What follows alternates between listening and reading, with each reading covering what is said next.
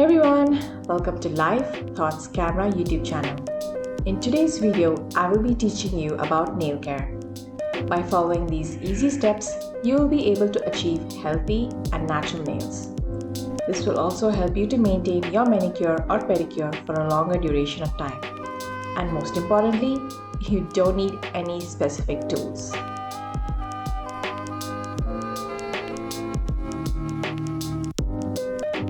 These are how my nails look after I have just finished doing my manicure. I've already done a detailed video about a salon-style manicure and pedicure at home. Please click the eye icon on the top right corner to view the videos. As this video progresses, more such pop-ups will appear.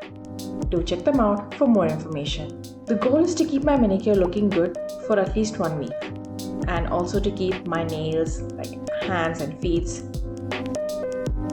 This is how my nails look after 1 week. I'm sorry I won't be able to show you the pedicure related parts because I'm currently doing a 6-month update video about how a pedicure looks after 6 months. My upkeep and routine are more of a daily checklist for me. For example, I check my nails to see if I have any hangnails. If I do, I just snip them away. After my first hand wash and my last hand wash of the day, I finish by running a thin hand towel under my nails. I do this to remove the dirt from under my nails.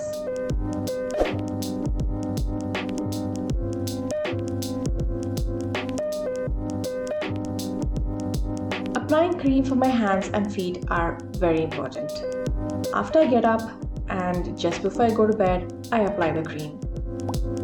Our family includes 2 cats. So I wash my hands a lot. I reapply cream for my hands after every hand wash. Notice that I'm not rushing and taking my time, and also being very gentle while applying the cream.